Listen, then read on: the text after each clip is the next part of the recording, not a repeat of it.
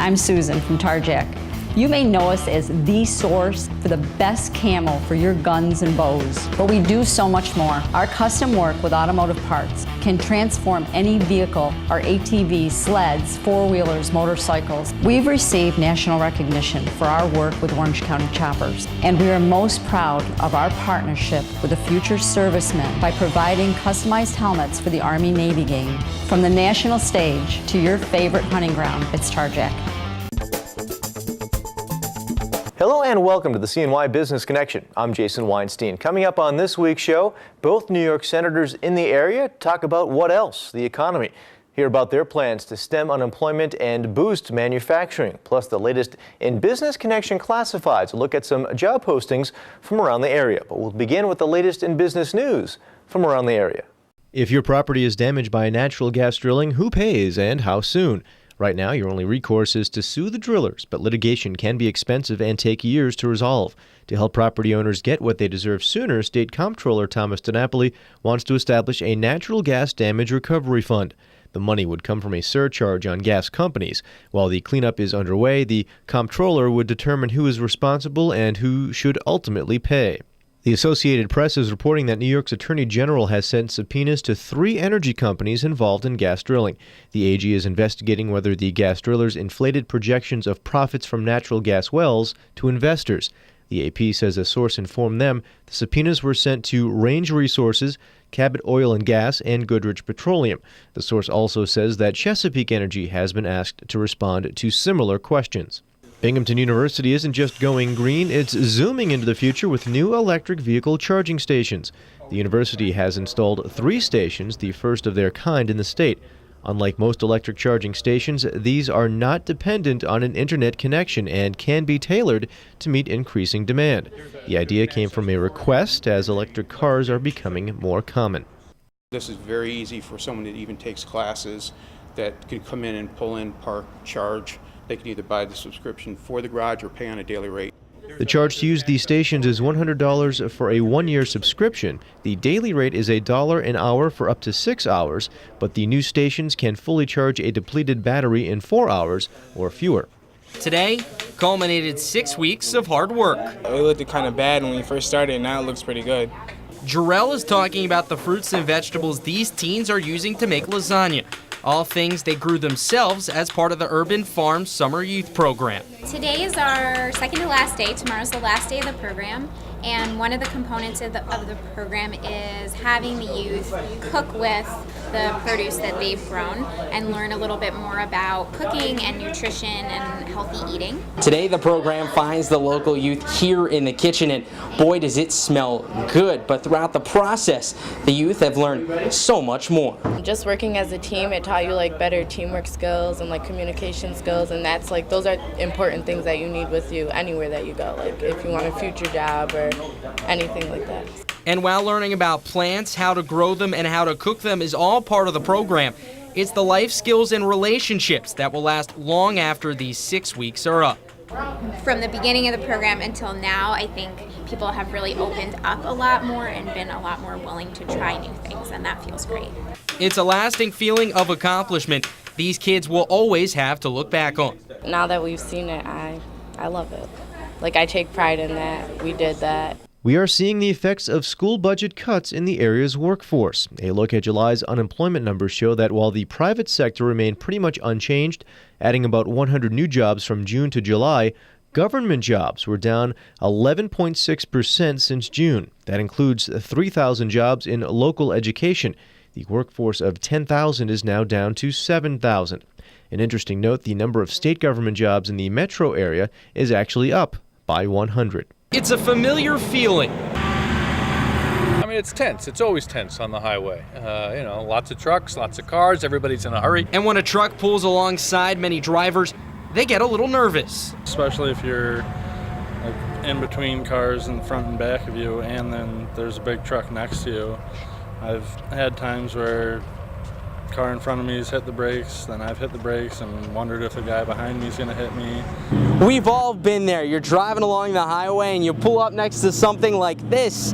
can be pretty intimidating, but there are precautions being taken so that everyone stays safe on the roads. The safety of commercial motor vehicles are regulated by the Federal Motor Carrier Safety Administration, which is also the state of New York. They both adopted regulations and we enforce those regulations. We are specially trained to conduct truck inspections. Every day on an ongoing basis we are conducting truck inspections in a multitude of areas across the state. Trucks must undergo regular yearly inspections just like any other motor vehicle, but also can be subject to random checks by the police.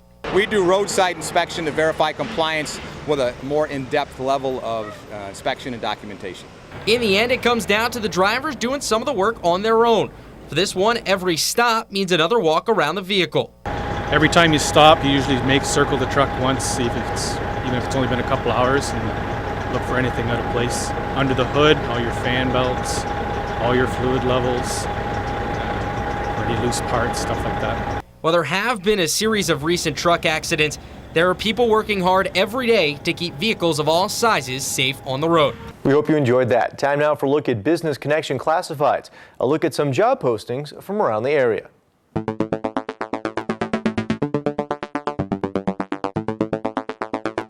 The Association for Visual Rehabilitation and Employment is looking for a manager of new business opportunities. This person would be responsible for identifying new AVRE products and services which have the potential to grow employment opportunities for people who are blind or visually impaired. Products and/or services identified must enhance both the mission and profitability of AVRE. The position has a focus on enhancing federal and state government business, but commercial opportunity development is also expected. Some business travel will be necessary to perform the essential functions of the position. Please send your resume to Kevin Berger's attention at AVRE, 174 Court Street, Binghamton, New York, 13901. You can fax your resume to Kevin at 607-771-8045 or email kberger@avreus.org. As business grows, AVRE continues to create good jobs for legally blind individuals in various manufacturing, assembly, and packaging departments. These positions range from entry-level assembly and manufacturing to machine operators. AVRE offers competitive wages and benefits. Interested legally blind individuals should contact Kevin Berger, Accounting and Human Resources Manager, at 607-724-2428 or email him at avreinfo@avreus.org. And for more information, you can go to bizconnecttv.com/jobs and follow us on Twitter at bizconnecttv. We'll take a break, but when we come back, both New York senators in town recently to talk about what else? The economy. Hear about their plans to stem unemployment and boost manufacturing. Plus, the latest bit of business wisdom from someone who has lived it thanks to our friends at Prendismo.com.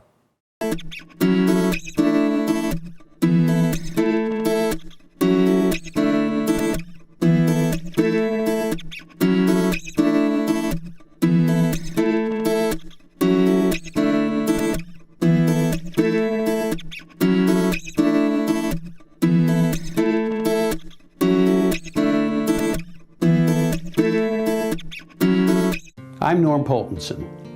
I've published the Central New York Business Journal for 25 years. Our success is based on the fact that we know only one audience, owners and managers of businesses in Central New York.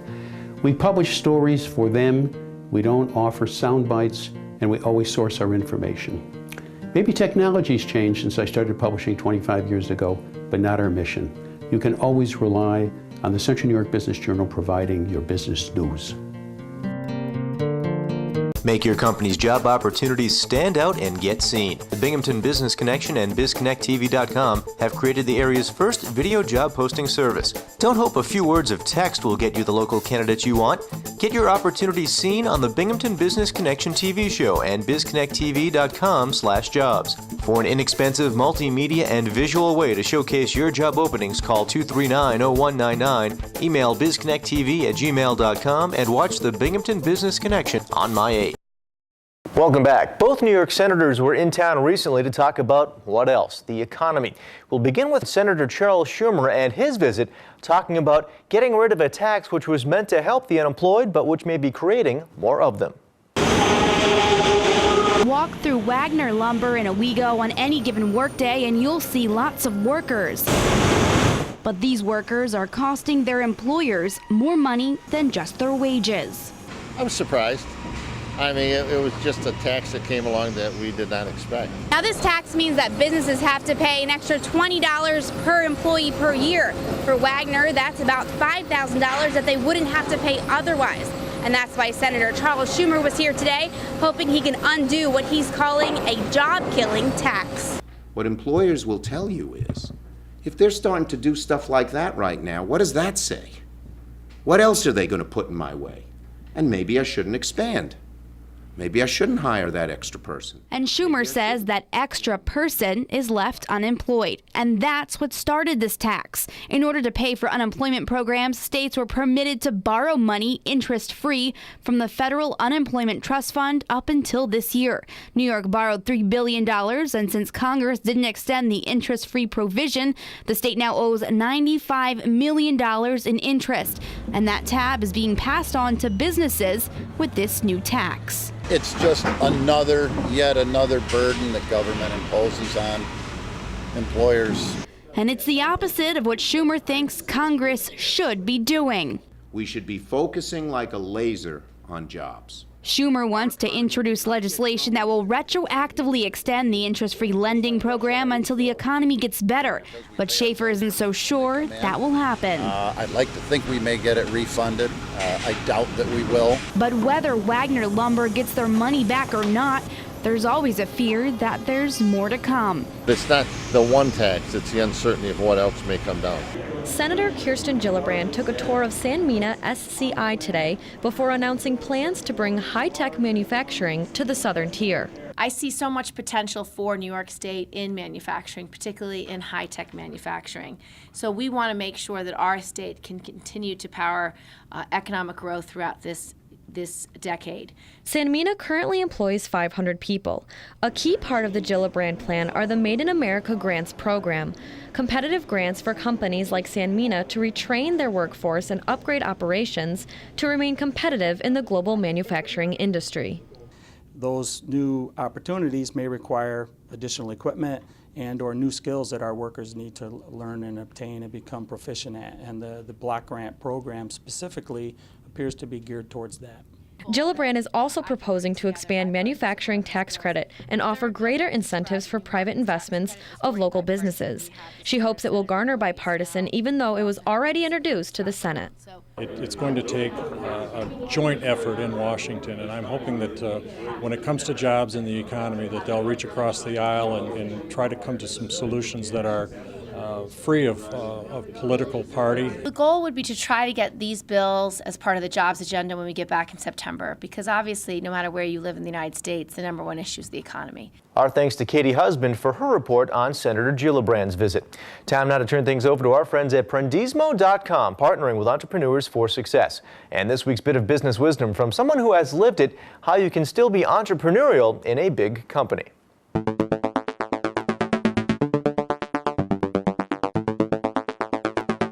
I want to be an entrepreneur, okay, and I want to work in a big company. You know, is that mutually exclusive? Doesn't have to be. It really doesn't have to be. The beauty of big companies is there are a lot of places to go. At Dow, I don't know what the average is, but I think people have had on average 7 or 8 different jobs, and really different jobs in their careers. So I've been in central research, blue sky research. I've done tech service and development. I've started up a business. I've been in EH&S. You know, that's not atypical in a company like Dow.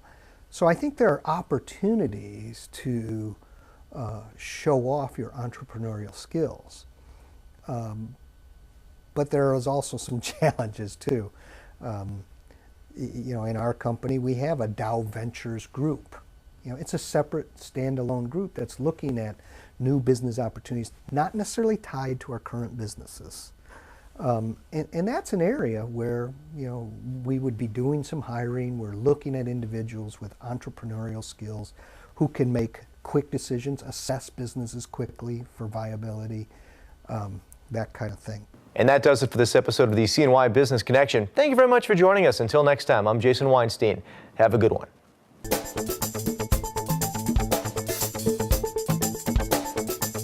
Make your company's job opportunities stand out and get seen. The Binghamton Business Connection and BizConnectTV.com have created the area's first video job posting service. Don't hope a few words of text will get you the local candidates you want. Get your opportunities seen on the Binghamton Business Connection TV show and BizConnectTV.com/jobs. For an inexpensive multimedia and visual way to showcase your job openings, call 239-0199, email bizconnecttv@gmail.com, and watch the Binghamton Business Connection on My 8.